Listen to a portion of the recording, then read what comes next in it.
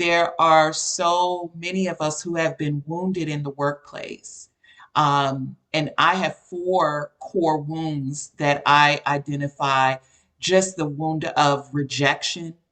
What happens when people don't want to take your ideas?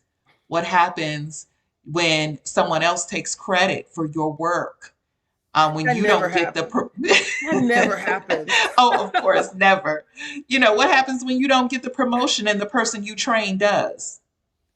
um, there's a level of woundedness that comes, but it's still the spirit of rejection, the sense of abandonment. What happens when you take a risk and your coworkers or your boss may leave you standing out there on your own, on a limb, and that feeling of abandonment of the people that I have given my gifts to, my time to, did not have my back.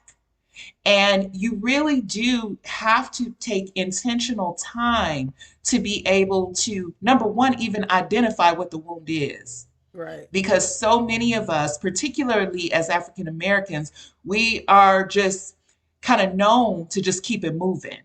We have come to expect to be wounded. It's almost a part of the culture, but it's still toxic.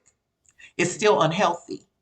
And so it is human when you are in pain, when you have been hurt, to take time out to, number one, let's look at where you have been hurt. Can you identify? And so I think over the last couple of years, the world has given us the opportunity, the invitation to give pause to the places that we are hurting, to give Right. pause to the places where we as a country are hurting Yes. because of the lack of inclusion, because of the lack of diversity, I love it. um, because of all of the things that your organization is here to eradicate. And so, you first have to be able to identify and recognize where that happens in you and your personal life and give attention to that. What I love about this conversation, again, it's a continuation. So for most people who know, we're doing the next series of books and videos. So to make sure that this work is out there, that there's no question what success looks like. We have a blueprint for success. And one of the questions is, what happens when it doesn't quite work out? Y'all keep blowing up the chat. They're loving you. They're like, yes, it's on time.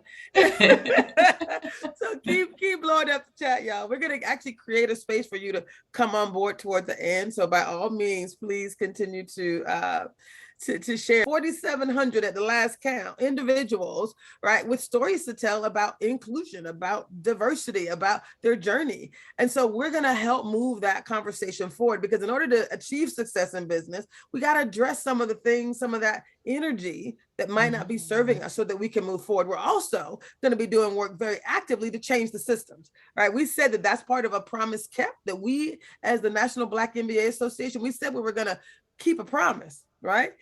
Well, oftentimes what we don't recognize is in corporate America, and I spent 25 years in corporate America, yes, but I also had leaders who were willing to and interested in having a conversation for change, to drive change.